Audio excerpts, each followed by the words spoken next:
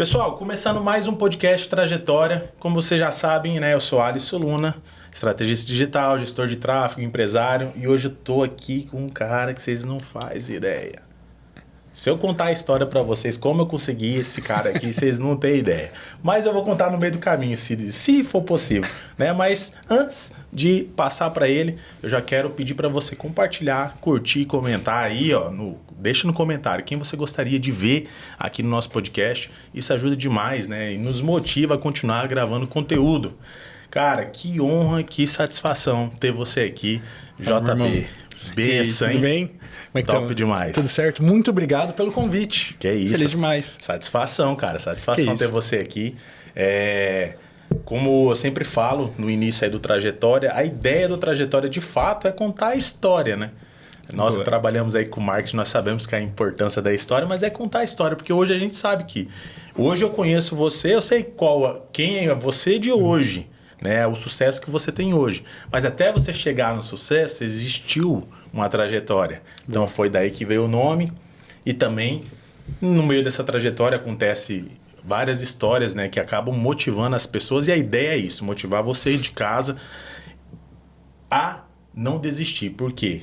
O sucesso, ele só vem para aquelas pessoas que não desistem. Então, que satisfação. E para começar aqui, JP, hoje eu sei quem é você. Mas quem era você antes de ser o JP de hoje? Boa, maravilha. Vamos lá.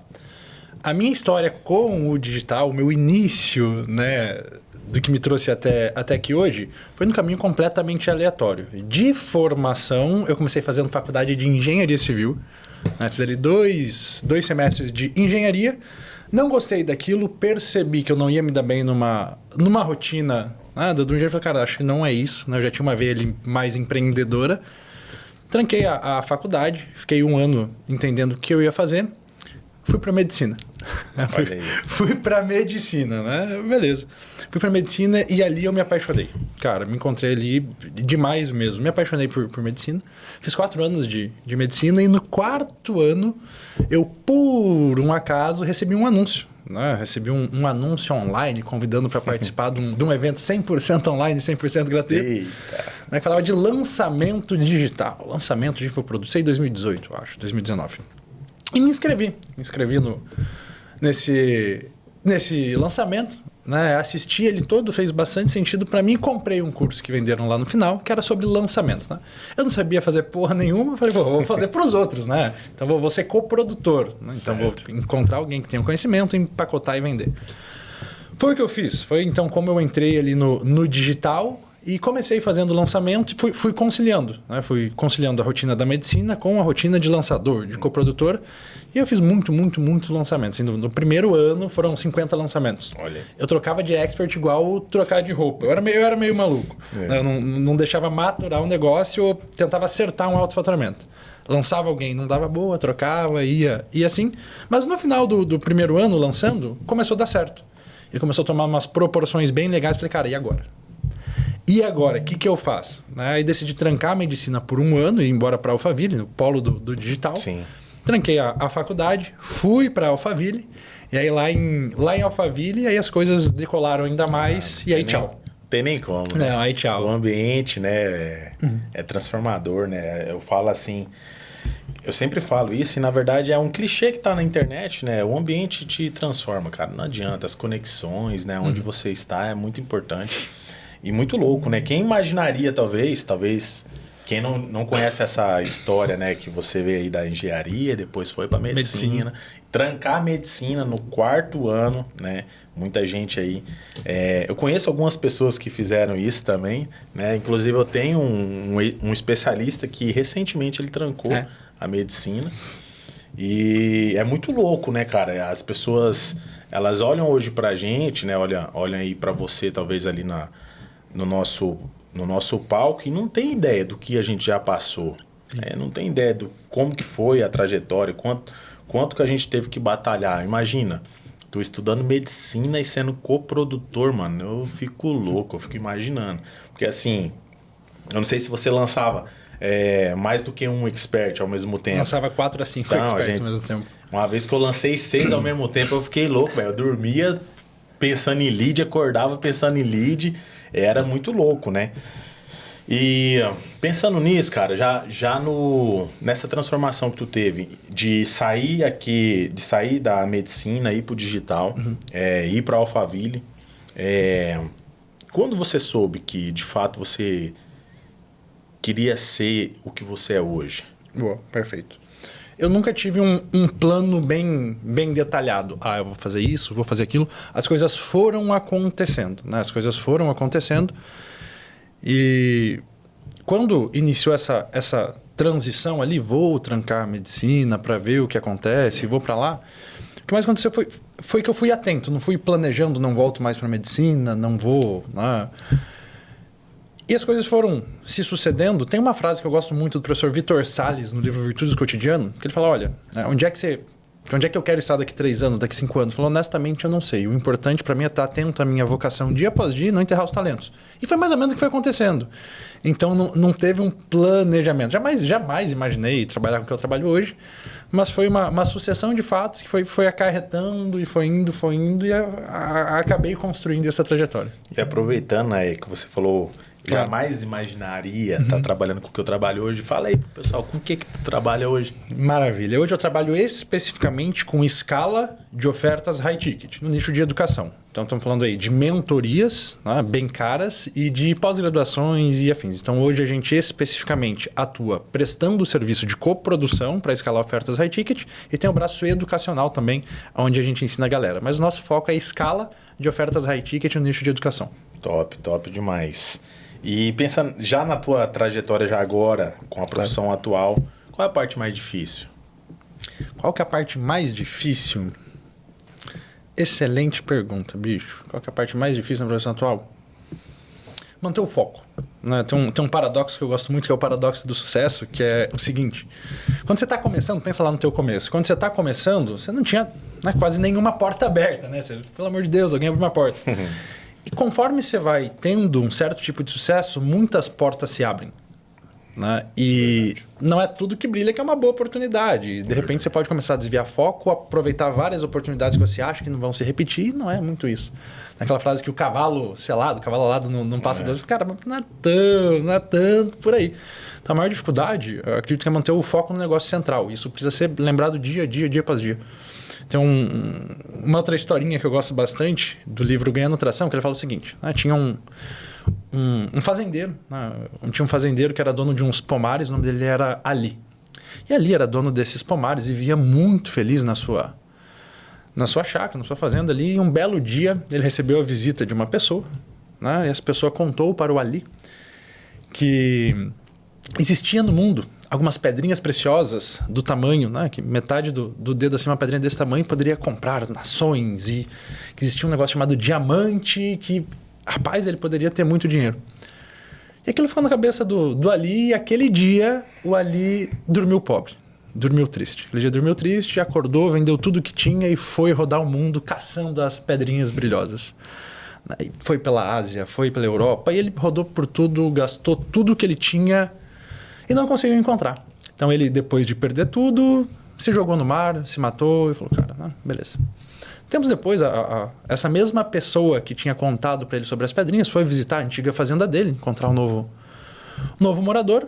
E quando entrou na casa, viu que do lado da lareira tinha um monte de pedrinha brilhosa. Ele falou, cara, tinha um monte de pedrinha brilhosa.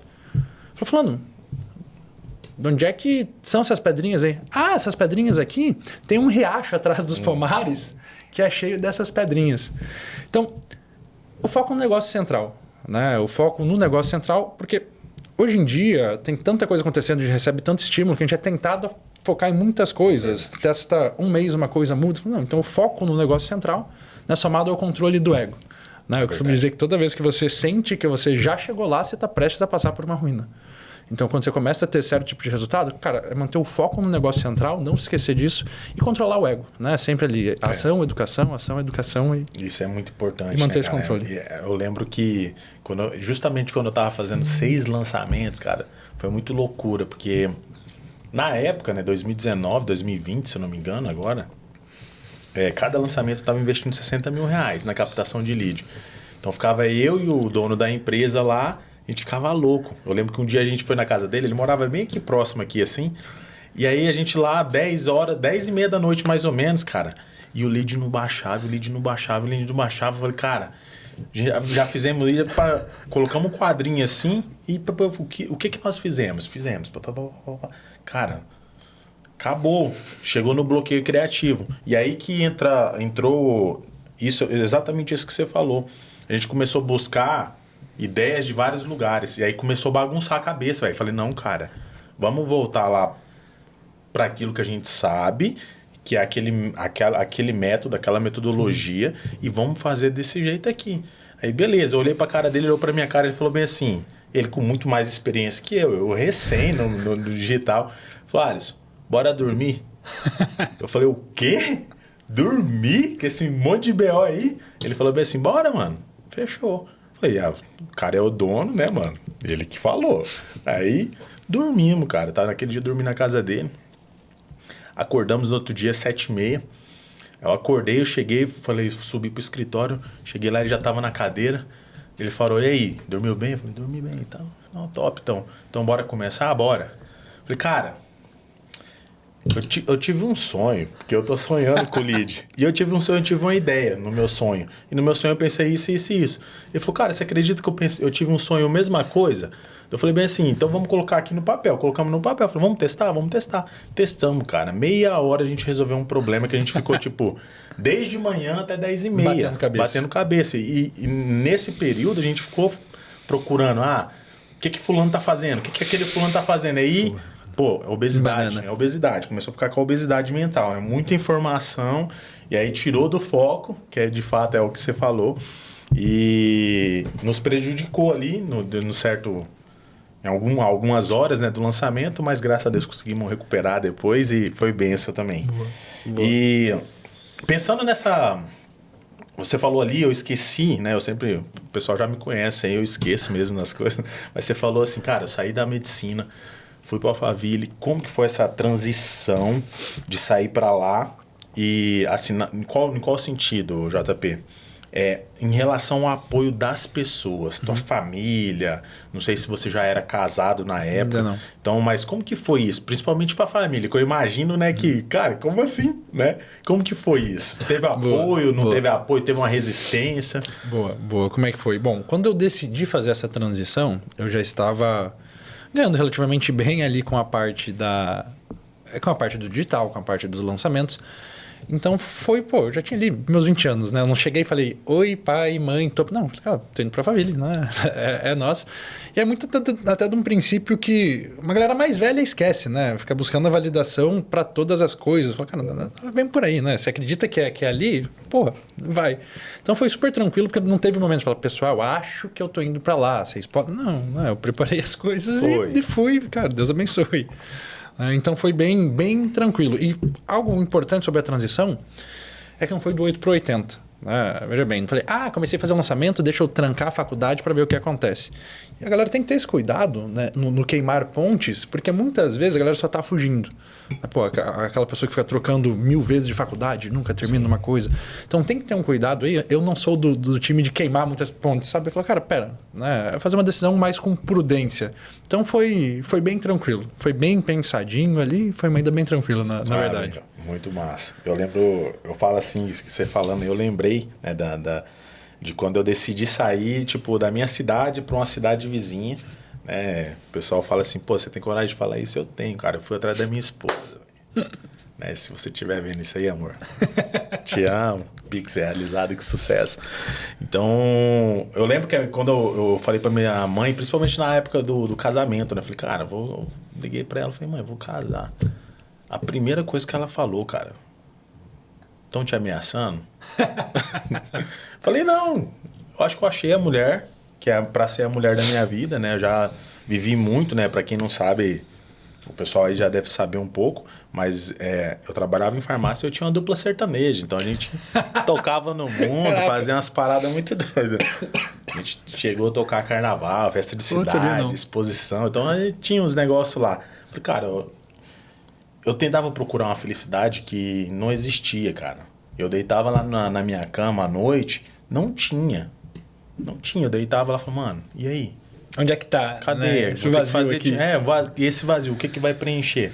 E não foi minha esposa que preencheu, foi outra coisa, né? Foi Deus que preencheu na minha vida, Jesus. E claro, depois eu busquei uma pessoa para estar comigo, para ser minha auxiliadora, né? Então isso foi muito importante porque quando você casa, eu não sei como você pensa em relação a isso, aí você vai dar a tua opinião, claro, né? Mas quando você casa, cara, o negócio muda. E muda mesmo, porque assim, aqueles amigos que antigamente você tinha, parece que já não é mais seus amigos, aí começa a mudança de ambiente, né? A frequência começa a mudar, o ambiente começa a mudar, por quê? Você não pode ter mais os mesmos comportamentos que tinha antes. Aí não dá, velho. Tipo, cara, não tem como. Agora eu tô aqui com essa mulher, cara, eu sei que essa mulher é a mulher da minha vida. Vou casar com ela e eu sei que eu vou casar e eu vou casar só uma vez. Tipo, né, até que o senhor leve ou... se tiver que levar, né? Fazer o quê, né? Mas a gente pensa em casar uma única vez, não pensa em casar para separar.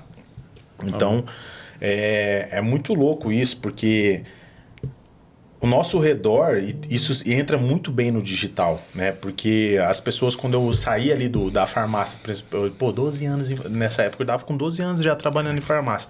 Cara, você é louco, velho, você vai sair de farmácia, esse negócio aí de... 12 anos. E quando eu falava tráfego, então... e no dia que eu falei pro meu pai, meu pai é agente penitenciário, né? Falei, pai, seguinte, eu gosto de tirar uma onda, né? Falei, pai, é o seguinte, o negócio aqui tá feio, farmácia não tá dando... Tô na fronteira, vou fazer tráfego. Aí o velho ficou louco, mano, me ligando, conversando comigo. Você tá louco, moleque? Se você for preso, eu vou mandar colocar você aqui. Você vai ver a porretada que eu vou te dar. Toda vez eu vou entrar lá pra te bater. Eu falei, não, pai, deixa eu te explicar. Aí fui explicar, né? Mas é muito importante, cara, essa parte da transformação, da mudança, né, da mentalidade, do ambiente. Eu acho que isso...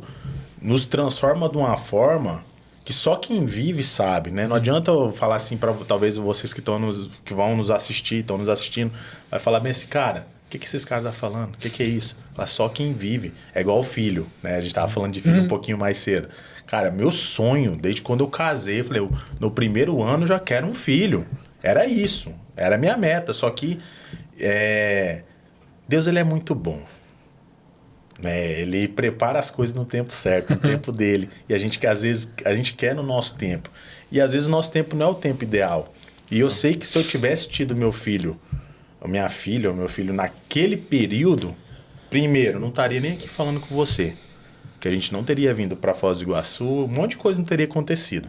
Então eu vejo que em tudo Deus ele sabe o que ele faz, ele sabe todo do nosso futuro, né? Desde quando a gente estava lá na barriguinha da nossa mãe, ele já sabia.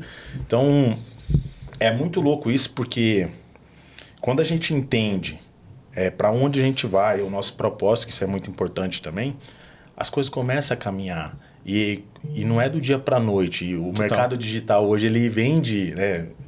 Infelizmente ainda continua vendendo muito isso, que é algo rápido, do dia para noite, rápido, enriquecimento rápido. Não, pode acontecer, claro. A gente sabe que pode, mas é muito raro. Tipo, cara, é fora da curva. Tipo, eu sendo sincero, eu não conheço alguém que falou bem assim, comecei no digital hoje, daqui uma semana tô de boa. Não conheço.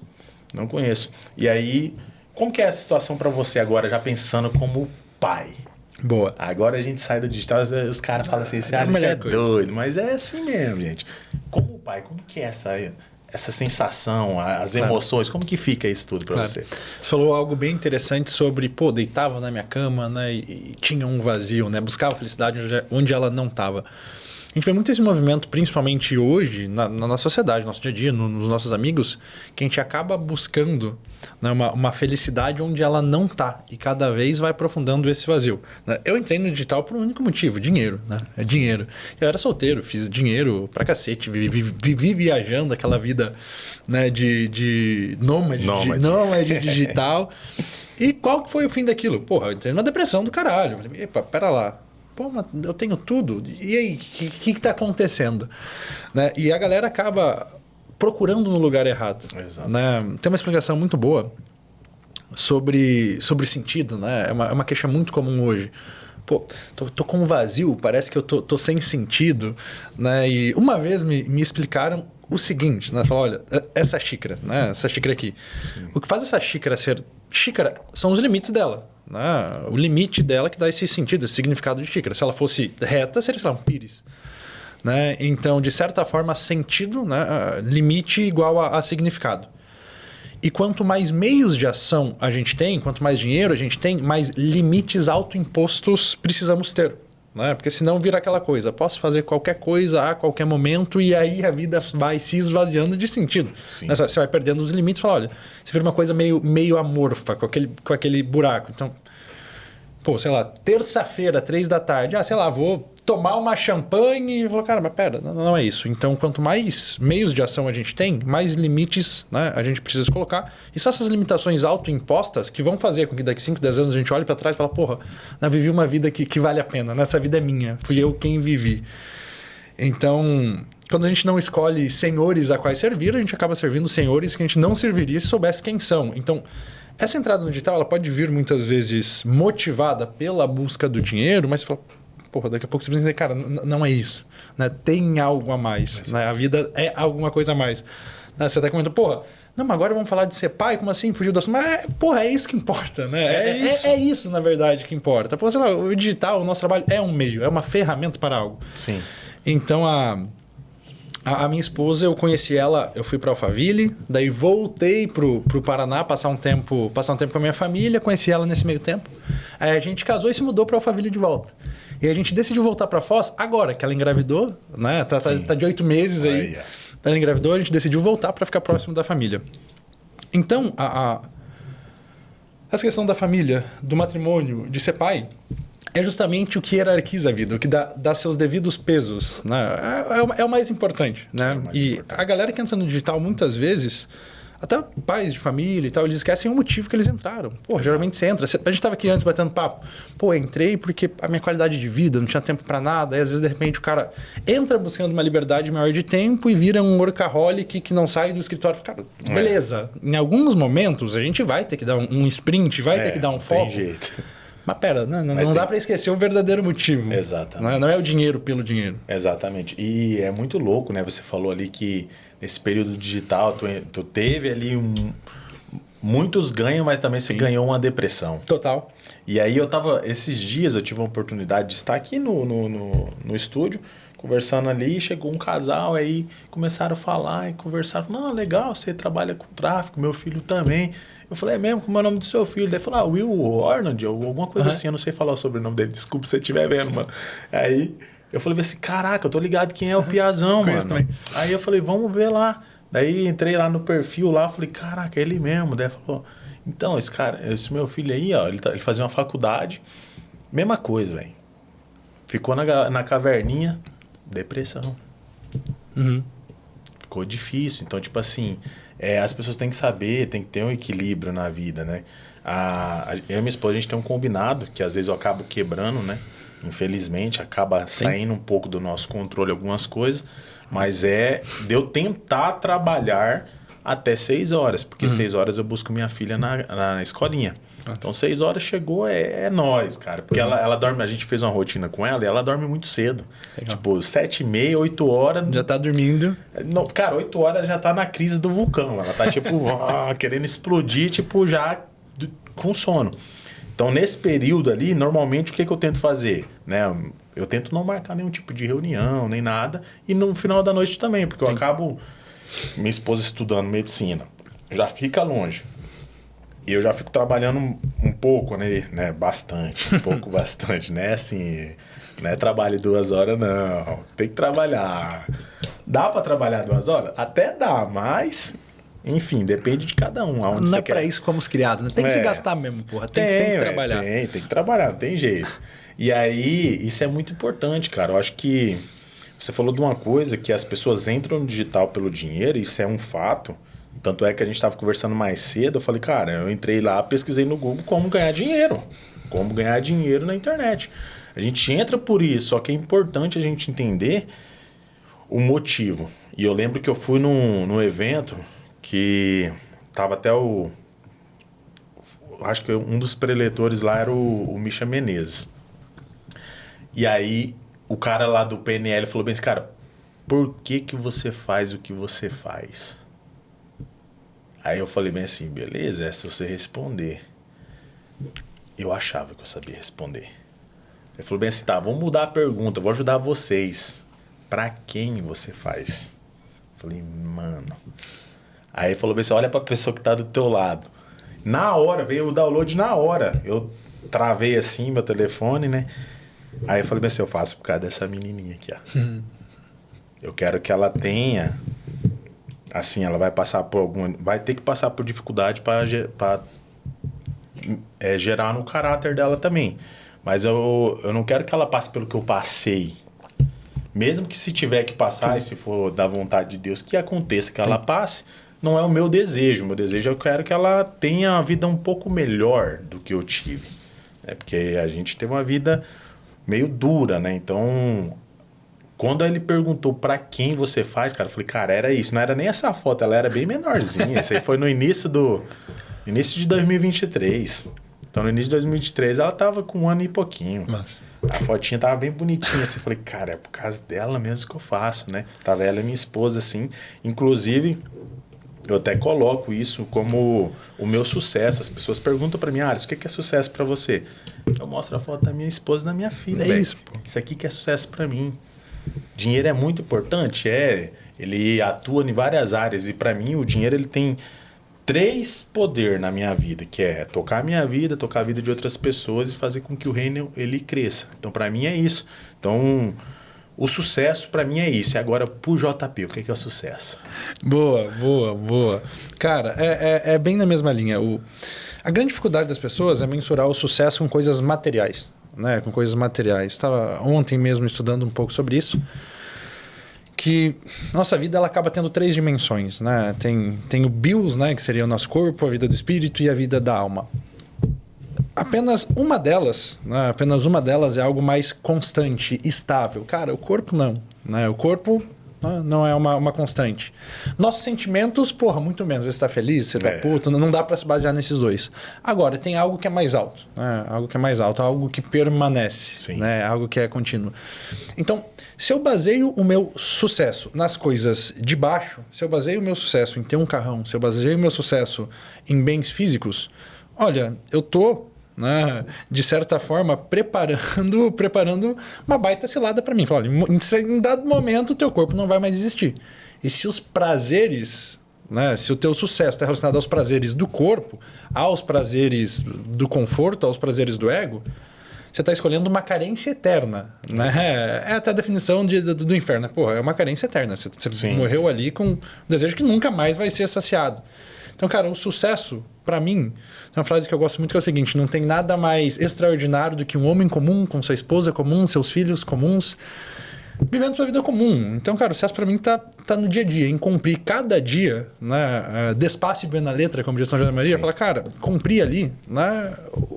O que cabe a mim, né? O que tá no meu radar, o que eu preciso fazer. Então, sucesso para mim é dia após dia estar atento à minha vocação, não enterrar os talentos, né?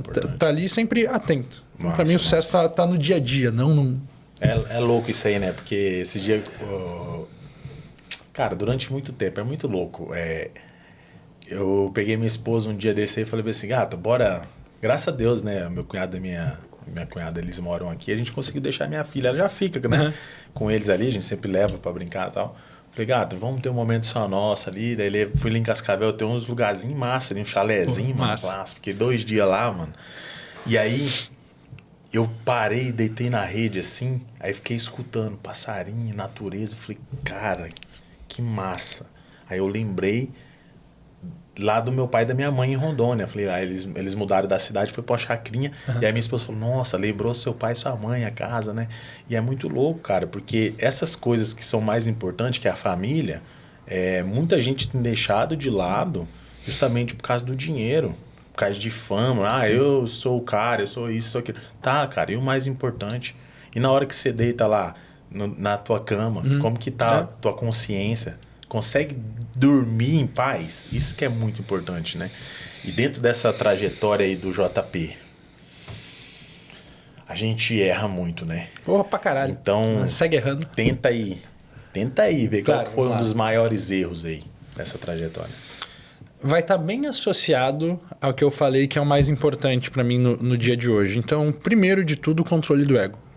Tá? Controle do ego. Acho que o meu primeiro grande erro, pensando no digital, tá? O meu primeiro grande erro, foi justamente o controle do ego. Né? Eu brinco que quando eu fiz o meu primeiro 6 dígitos, eu achei que eu tinha virado o novo Zuckerberg. Eu achei que eu tinha... Bicho, esquece. Né? Então, toda vez que a gente sente que chegou lá, a gente está prestes a passar por uma ruína. Né? Pô, chegou lá, é o caralho, bicho. Não, né? Tem que continuar se educando, agindo. Então, o primeiro erro foi o controle do ego. Tá? Segundo erro, né? Segundo erro, a questão do essencialismo. Foco no que realmente importa, não sair dissipando energia. Tá? Não sair dissipando energia. E o terceiro, colocar o olhar nas coisas erradas. Né? Eu falo muito nos meus stories, no meu dia a dia, de foco no que realmente importa. Cara, o que realmente importa não é aqui, não está exatamente na Terra. Então, cara, é caminhar, mas não olhando pro aqui, pro agora, mas com os olhos de eternidade, sabe? Olhando para cara, será que era isso mesmo que era para eu estar fazendo? Né? O Ítalo, ele fala muito que também não trabalha com essa meta de 3 anos, de 5 anos. Cara, eu trabalho com duas fontes para me basear. O agora e a eternidade. O agora é, cara, eu estou fazendo agora o que Deus espera que eu faça. E o outro, o que eu estou fazendo agora importa, ecoa na eternidade? Então é isso, os três principais erros. Controle do ego, né? Dissipar a energia, a falta do essencialismo. E o terceiro, colocar o olho no lugar errado. Né? O olho nas coisas mais baixas e não no que realmente importa. Isso é muito louco, né? Porque eu tenho um temor, cara. Tenho um temor mesmo. Um temor de chegar no grande dia e ele falar assim, aparta-te de mim, eu não te conheço. Já pensou? Já pensou? Porra, olha aqui o que era pra você ter sido e você ficou lá de zoeira. Ou então, melhor ainda, você pode até subir, chegar lá e subir. Ele falar bem assim, pô, legal, Alisson, através da sua vida, essas vidas aqui foram impactadas. Só que pelo fato de você não saber o teu propósito, saber o que você foi chamado para fazer, olha aqui o que você iria viver se você tivesse seguido aquilo que eu tinha falado. Então a gente tem que tomar muito cuidado, porque a nossa vida aqui na Terra, a gente vem com um propósito. E ele está aqui para se cumprir. Claro que se você não fizer, Deus sempre vai levantar alguém que vai fazer. Sim. A obra nunca vai deixar de acontecer, né? Mas existe um ponto que é muito importante, que é isso, a gente entender para onde a gente vai. Porque muitas das vezes a pessoa está pensando no agora assim no futuro. E existe 2 coisas que têm matado assim a sociedade, no meu ponto de vista, claro, na minha humilde opinião, que é o passado e o futuro. Muitas das pessoas elas ficam voltando no passado, sendo que o nome já fala, é passado, não tem como mudar, véio. Fica remoendo. Isso aí gera a famosa depressão, outras coisas. Sim. Que gera várias coisas, né? Porém, não tem como mudar, velho. Então, pra que você vai ficar voltando lá? Remoendo, né? Remoendo. Mas lá no passado era melhor. Igual o povo do Egito, velho. O povo de Israel lá, chegou de frente com o Mar Vermelho. Aí a primeira coisa que eles fazem, murmura. Pô, Moisés, trouxe a gente aqui pra morrer, cara. Lá tava muito bom. Descia o maná do céu. A gente comia, não tinha fome. Agora o povo tá vindo ali, o exército tá vindo. Fudeu. Então, o passado, cara, não tem como.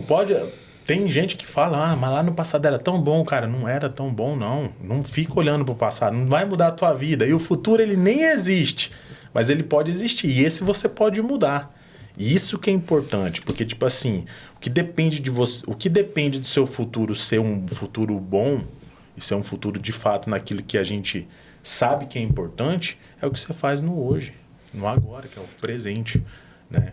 E pensando já nisso aí, eu tenho um medo, cara. Esse é o meu medo. Meu medo é eu chegar no grande dia, e ele falar bem assim, pô, pessoal, loucura. E na vida do JP, qual que é o maior medo? Cara, é o mesmo. É o mesmo. Tem uma única coisa que importa, na realidade. É você não enterrar os teus talentos, fazer o que ele, de certa forma, espera de ti, o que é o projeto. Sim. Original. E tá atento, bicho. Tá tá atento de certa forma a tudo isso. Você falou, porra, ficar preso no passado, né? Cara, a gente erra mesmo, né? A gente vai errar até o justo cai 7 vezes por dia, né? Sim, tá louco. Não dá para tratar os nossos erros como uma impossibilidade metafísica. Cara, caiu. Beleza, bola para frente, né? Um firme propósito de não cair mais, de, porra, melhorar nas virtudes, mas você vai cair. Então agora o grande ponto é, cara, olhar para o que importa. Né? Olhar para o que importa e é isso. E é muito louco isso, porque eu falo para as pessoas, eles falam assim, teve uma vez eu trouxe um cara aqui, eu falei pra esse cara, qual que é o seu maior medo? Ele falou, não tem medo de nada, cara. Eu falei, brabo. Daí eu peguei e falei a mesma coisa que eu falei agora, né? Falei, meu maior medo é eu chegar no dia e ouvir essa frase aí, você tá louco? O que eu anseio é chegar lá e falar, pô, vem, filho amado, toma, vem aqui, senta do lado do pai. Mas é muito louco isso, né?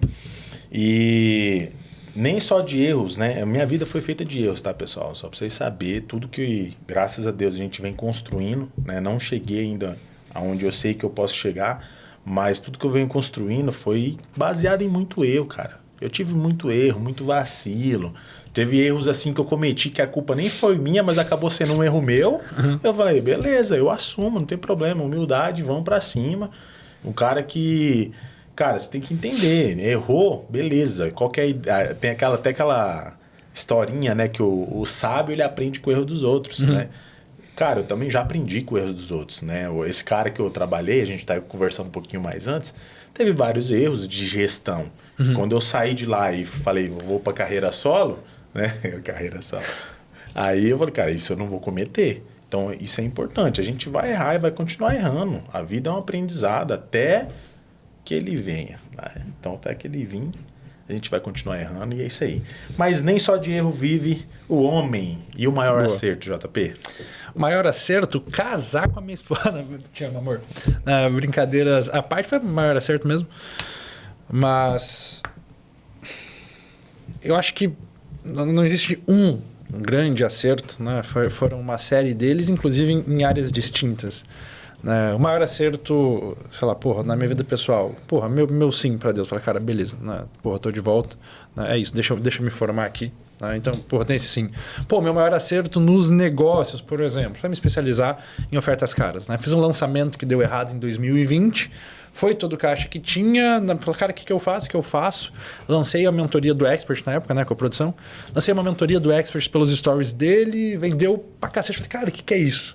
Né? Na época não tinha esse boom de high ticket no Brasil. Né? Porra, tava todo mundo de blazer falando que é especialista. Não tinha isso. Aí me especializei. Eu fui buscar na gringa tudo que tinha sobre high ticket. Então, é uma sucessão de acertos. Né? Uma sucessão de acertos. Não dá pra contar. Elencar um único. É muita coisa. Né? Eu falo assim, o meu maior acerto também foi casar com a minha esposa, porque, claro, o primeiro de todos, né, foi ter Jesus ao meu lado, ter aceito Jesus aí, transformou minha vida, quem me conhece sabe, né? Mas o segundo acerto foi casar com a minha esposa, e com certeza esse foi um acerto na vida pessoal, assim, que me moldou de uma forma, porque ali, cara, é assim... Para quem não é casado, não sabe. E para quem é casado, vai saber. Cara, é duas pessoas diferentes vivendo debaixo do mesmo teto. Vai ter atrito, velho. Vai ter treta, não tem jeito. E aí, isso ele trabalha muito no teu caráter. E para mim, assim, ter ela também como uma auxiliadora de fato é aquela pessoa que acredita em mim. Ela falou, cara, quando eu saí da empresa, assim, que eu tinha lá, tinha um valor fixo que eu recebia. Na época, para mim, era muito bom.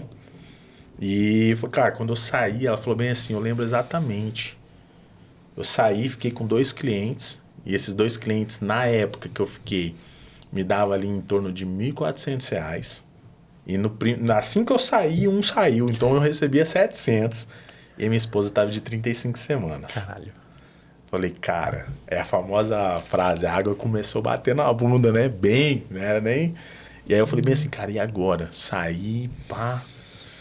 E, claro, existe uma história muito longa aqui, depois a gente pode até conversar mais sobre isso, mas senão vai ficar muito longo. O pessoal já sabe, acho que eu já contei em algum podcast. E ela falou pra mim bem assim, gato, se Deus está permitindo isso acontecer na nossa vida, assim, se ele saiu eu lembro exatamente, se ele tirou um cliente, ele vai te trazer 2. Se ele tirar 2, ele vai te trazer 4. Se ele tirar 4, ele vai te trazer 8. E foi exatamente isso que aconteceu, cara. Foi muito louco, assim. E o mais importante é de ver o apoio. Aquela pessoa que está do seu lado é a pessoa que te apoia, que fala, tá com você em todos os momentos.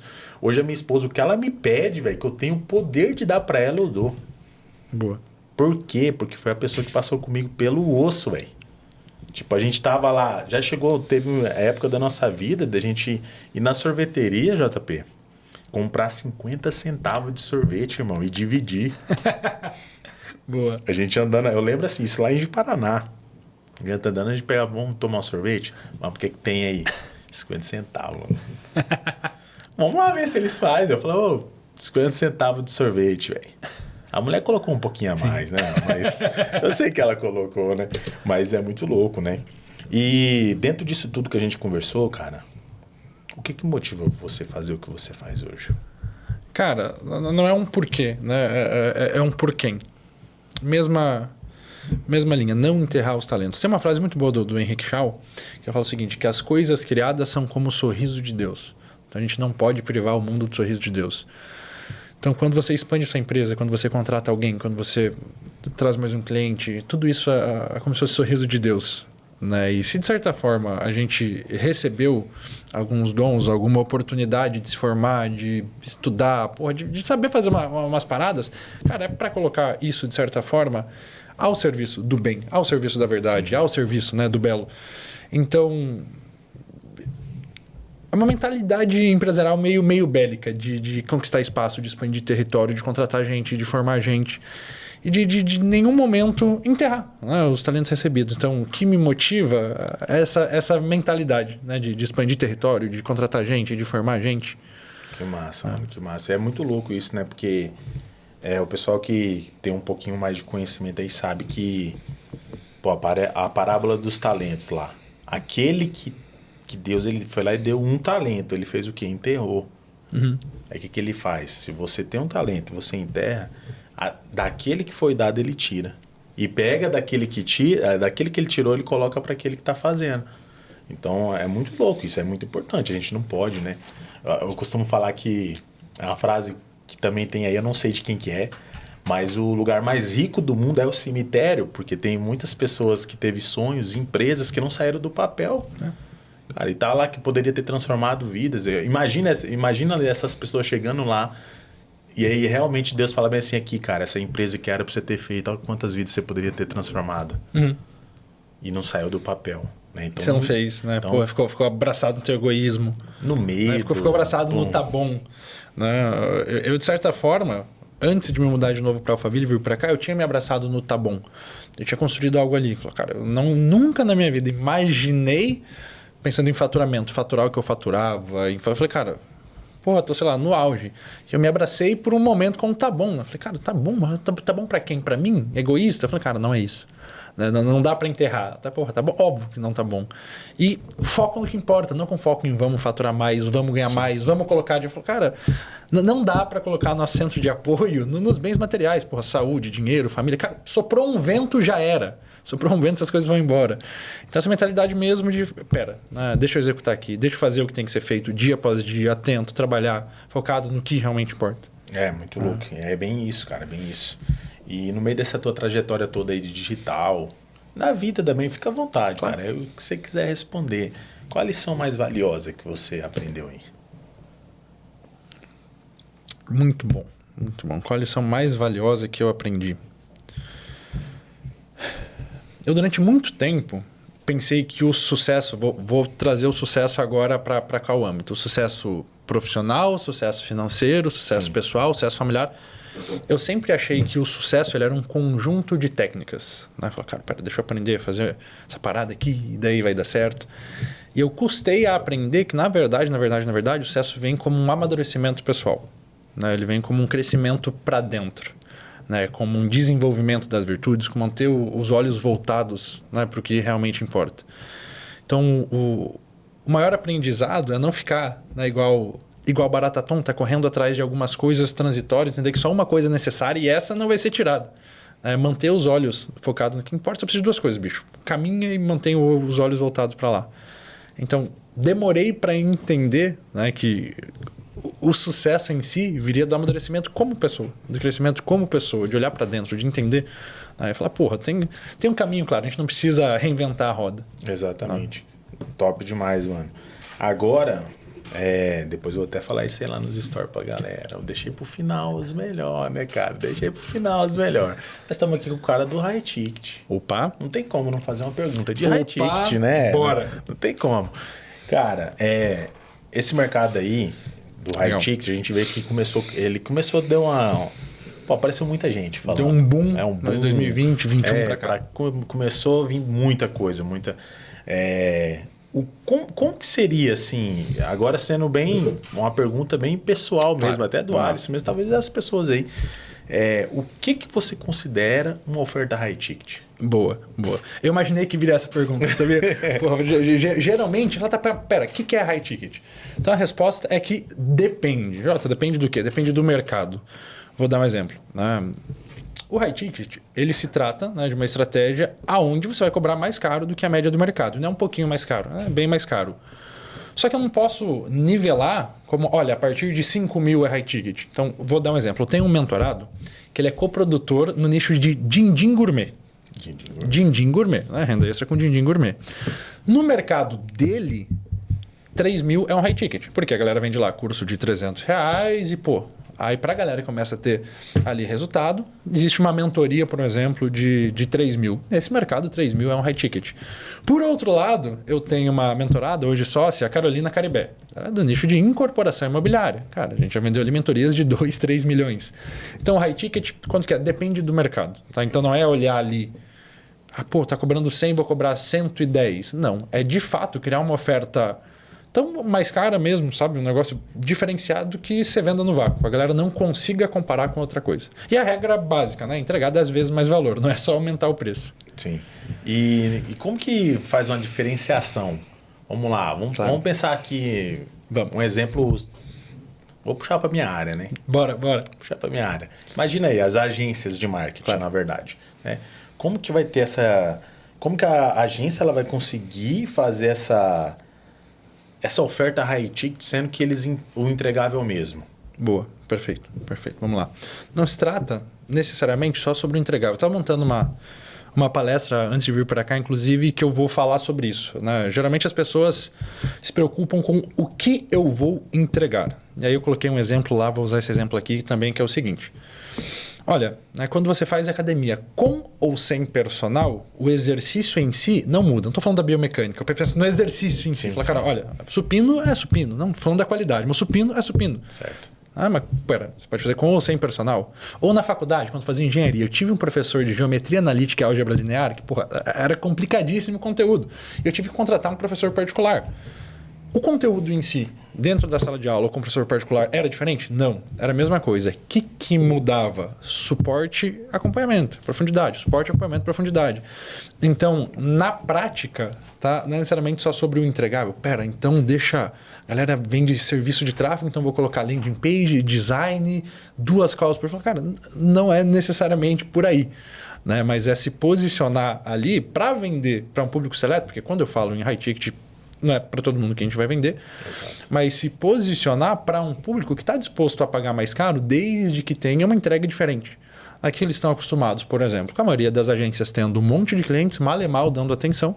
Então, quando você fala, pera, não é isso aqui que eu faço, vem para o lado e cria uma oferta específica para esse cara, porque no final do dia o que vende não é nem a oferta, é a tua articulação entre a dor do cliente e a tua solução. Certo. Então, quando você cria, empacota isso e apresenta para o cara com base nas dores dele, a gente nunca fala para alguém como pode ajudar essa pessoa até que ela fale como precisa de ajuda.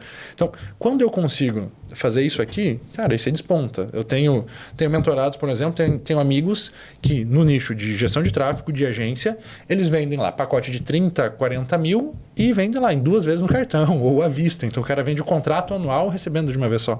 Sim. Então se trata muito sobre o suporte, o acompanhamento que você vai ter com esse cliente. Legal, importantíssimo, né? Eita, pega. Por essa vocês não esperavam, né? Cara, é muito louco, né? Esse negócio aí do...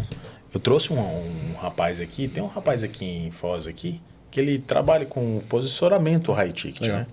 E aí a gente conversou um pouco, né? Eu falei, cara, beleza. Ele também trabalha. Ele fala também sobre um pouco de vendas. Legal. E hoje, por exemplo, nós falamos aqui dos entregáveis. Eu achei muito top essa analogia do supino, mano. Achei top. Supino é supino. Supino é supino. E é bem isso, porque é assim, eu passei por muito problema com o cliente, com clientes que tipo não pagavam aquilo que de fato valia. Porque a gente tem que saber o valor que a gente entrega, né? E qual que é o valor no meu ponto de vista?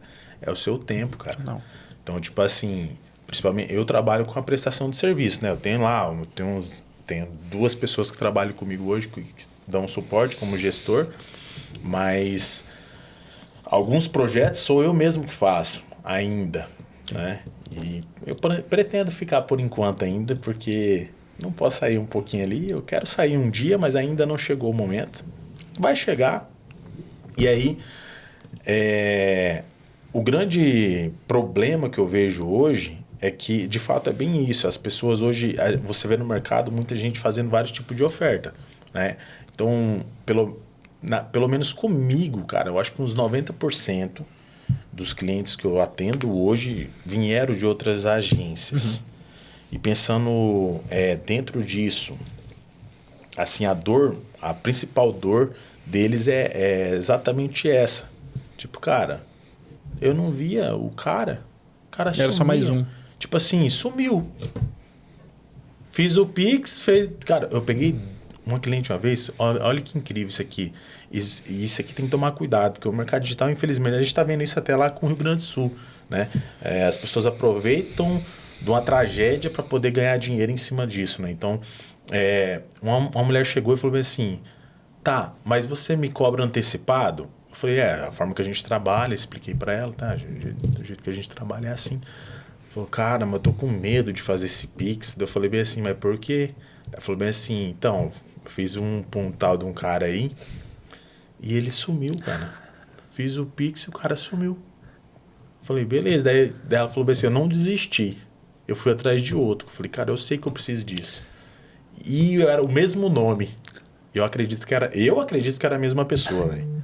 Falei, mas você caiu no golpe duas vezes?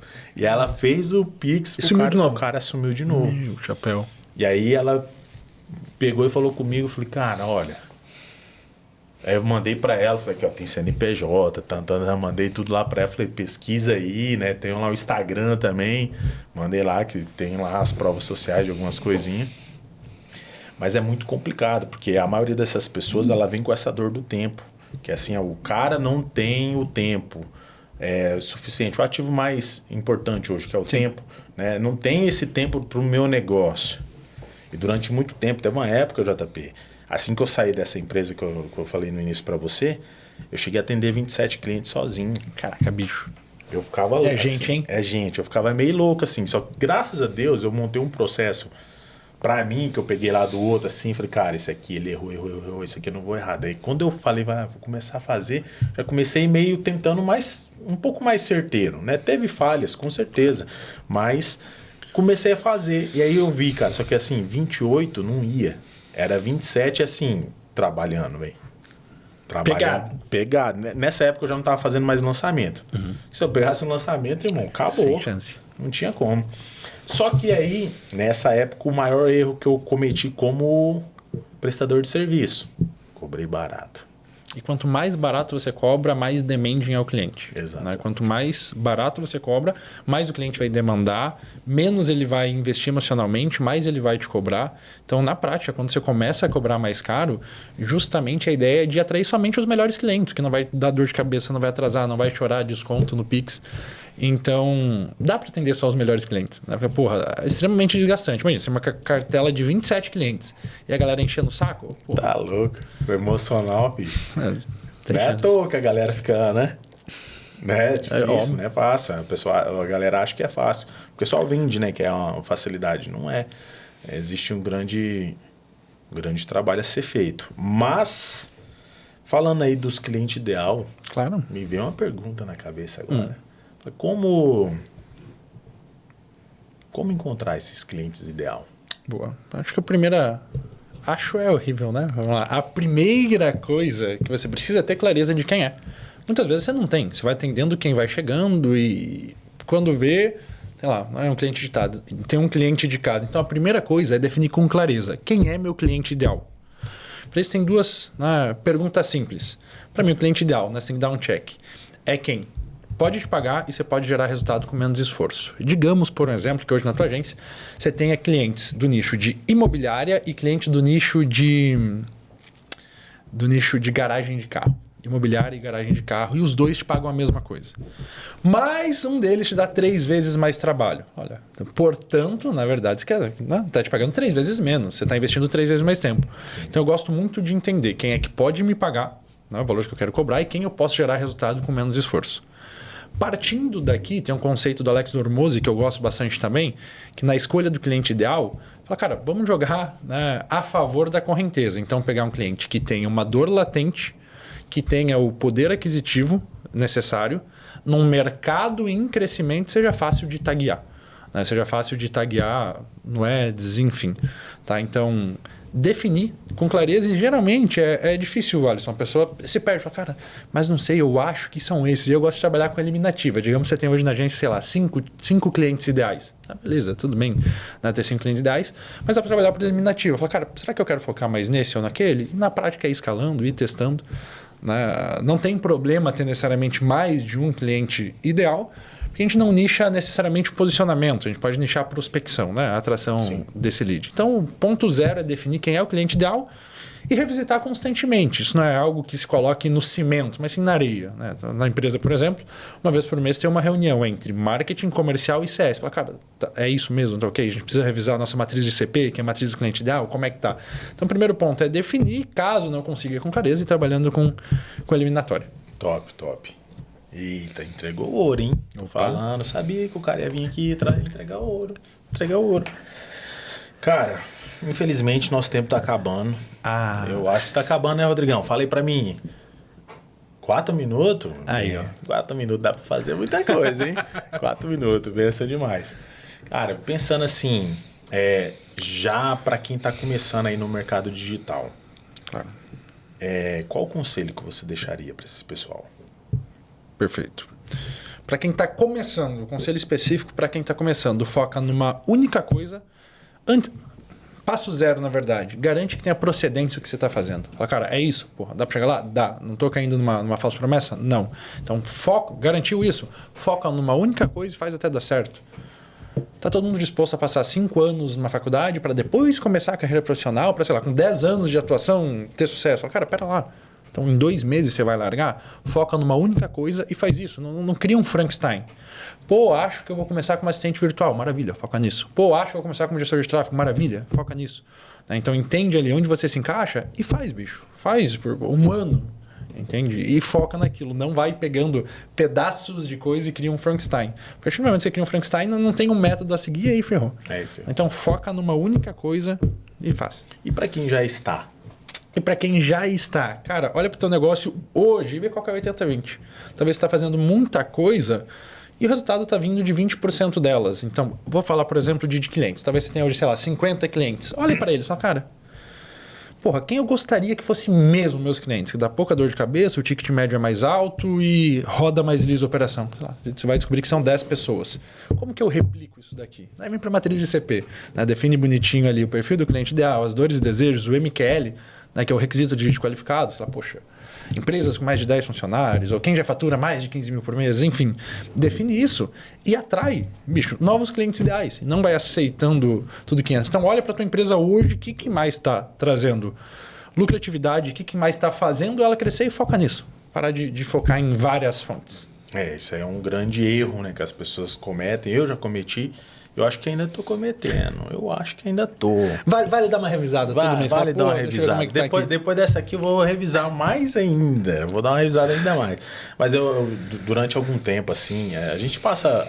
Eu não tenho vergonha nenhuma de falar que durante muito tempo eu consegui muitos resultados, muito expressivos.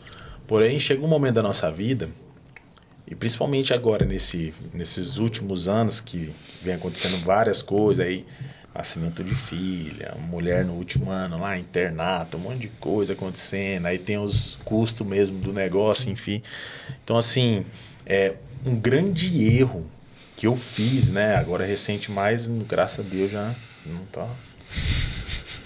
Agora estamos assim, certinho. Quem, ó, não faz sentido, não faz sentido. Antigamente eu era tipo aquilo que fala lá na Bíblia: vem a mim todos os cansados e oprimidos. Vem, pode vir. Só que é exatamente isso. A gente começa a entender com a maturidade. Cara, não dá para atender todo mundo. Não, pô. Não dá para atender todo mundo. E tá tudo bem você ter que falar o não. A gente tem que aprender a falar não. Porque eu sou o cara, a minha esposa fala assim: amor, você é muito bonzinho, cara. Tão importante, eu costumo dizer que tão importante quanto vender para o teu cliente ideal é não vender para quem não é, bicho. Você está fazendo um ato de amor. Tão importante quanto vender para o cliente ideal é não vender para quem não é teu cliente ideal. Exatamente, exatamente. Muito louco. E dentro de um conselho que tu falou ali, só para ressaltar isso aqui que é importante, eu acho que isso aqui, depois, ó, Rodrigão, se prepara. Pega isso aqui, vai dar um corte para me mandar para umas pessoas específicas. Cara, uma coisa muito importante que você falou, que é sobre a constância, né? As pessoas normalmente, principalmente no meio do marketing digital, né? A gente vê muito isso. A pessoa lá... Você falou sobre a faculdade. Você está disposto, às vezes, a ficar 5 anos na faculdade. Só que quando você quer investir na tua empresa, no teu negócio, se no primeiro mês não ter o resultado, você já quer encerrar um contrato. Você já quer, não tá funcionando para mim. Cara, eu lembro em 2019, eu lembro que seu João me ligou, só passar, não é seu João, mas é fictício. Seu João me ligou e falou: Alisson, vamos encerrar essa parada aí, velho. E na época eu fazia contrato ainda de 3 meses. Falei: seu João, por que, cara? Eu olhei lá, né, no gerenciador, lá, pá, bati lá o olho, 300 mensagens. Ele falou: cara, não vendi pra ninguém em um mês. Falei: pra ninguém? Aham. Falei: seu João, tudo bem, velho. Se você quiser encerrar o contrato, não tem problema nenhum. Só que eu quero que o senhor faça uma coisa antes. Pega o WhatsApp da tua loja e verifica como que está sendo a resposta das pessoas que estão chegando. Aí ele: não sei o que, eu vou ver, mas... Falei: beleza, veja e tá tudo certo. Se o senhor vê lá e de fato... Eu arrisquei, porque eu nem sabia, mas eu imaginava. Cara, você vê que de fato o problema somos nós... Eu encerro com o senhor, não tem problema nenhum, não se preocupa com multa, eu sou bem flexível em relação a isso. Aí ele falou: beleza. Passou uns minutinhos, ele me ligou: Alisson.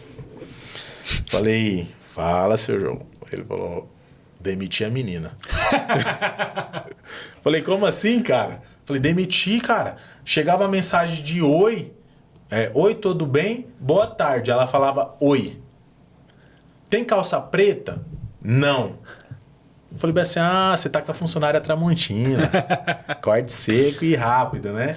Falou: não, cara, eu mandei embora. Eu falei: não, seu João, não vou mandar ela embora. Sou muito a favor, né, das pessoas manterem o emprego. Mas vamos treinar ela? Aí foi aí que eu comecei a entender que, de fato, mano, só o tráfego não resolvia. Porque o tráfego, pessoal, é o meio. Né? Claro, a gente tenta sempre...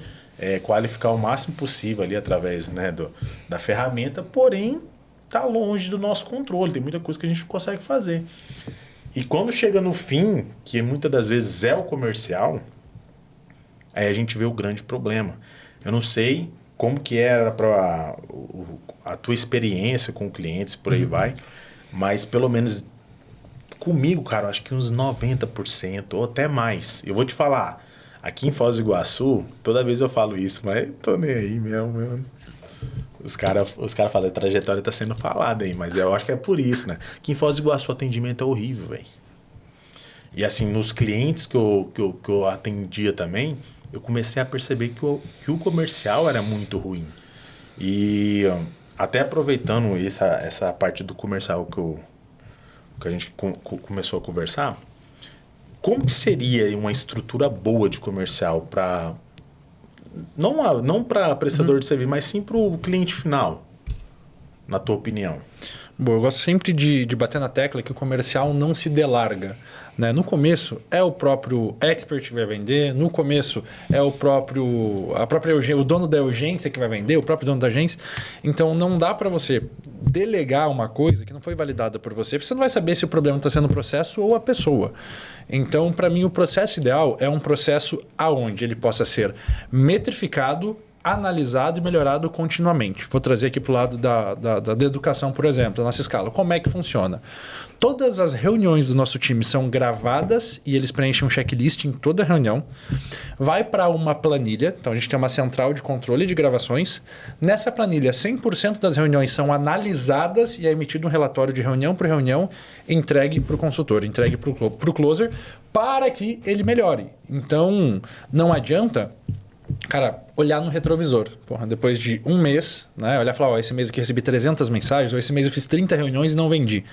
É preciso metrificar, é preciso analisar o processo de vendas, puder ser gravado, ou enfim, seja por texto, e é preciso apertar parafusos. A gente tem o costume de apertar parafusos a cada 4 reuniões. Então, faz 4 reuniões, analisa, assiste, aperta parafuso. Então, um processo de vendas ideal, independente seja o dono vendendo ou outra pessoa, é um processo onde há métricas, controle do processo e revisão e melhoria constante. Não tem segredo. Top. É isso aí que eu sempre falo. Eu falo, agora é importantíssimo. Um cara com mais propriedade ainda para falar para vocês. Tem que ter processo, gente. Não adianta. Tem que ter processo. Porque hoje ainda eu tenho muito essa dor com clientes. Cara, eu peço para eles, vamos contratar um CRM. Os caras não querem contratar um CRM, cara. Beleza, não tem problema. Eu fui lá e montei uma planilhinha que... Para mim ter dados, eu preciso de dados, eu trabalho com dados, não tem como analisar, entender. Não, só tá chegando lead ruim. Aí eu vou lá olhar, aí o cara coloca lá, parou de mandar mensagem. Beleza, tá fazendo follow-up? Não. Não me respondeu, não quis comprar, beleza. Não é bem assim. Eu tive uma reunião ontem, foi bem isso, com a cliente, fui lá ali em alguns pontos, ela falou, essa aqui, por exemplo, parou de responder. Eu entendo que esse aqui não é meu cliente ideal. Eu falei, não, mas não é bem assim. 60% das vendas acontecem depois do 7º follow-up. E aí metade dos vendedores param no segundo. Cara, quando você entende que precisa de processo, tem processo, não tem concorrência. O mercado é muito amador. Você vê, 90 e poucos de... Vamos lá, isso é uma realidade, né? Uma realidade muito comum e triste, né? E triste ao mesmo tempo bom, porque daí a gente pode treinar muitas pessoas ainda. Mas é isso aí. Cara, infelizmente os caras estão dando sinal ali. Demais. E eu quero agradecer. Eu que agradeço, irmão. Pela muito oportunidade, obrigado. Pelo seu tempo também, de ter aceito o convite. Cara, uma honra, satisfação mesmo. Não é minha, muito obrigado. Tamo junto. Que precisar, estamos aí também à disposição para somar. E é isso aí, pessoal. Vou deixar aqui o @ do JP. Quem não segue, vocês estão perdendo. Segue lá. Tô falando pra vocês. Cara, satisfação. Satisfação é minha, meu irmão. Muito obrigado. Tamo junto. Valeu. Valeu.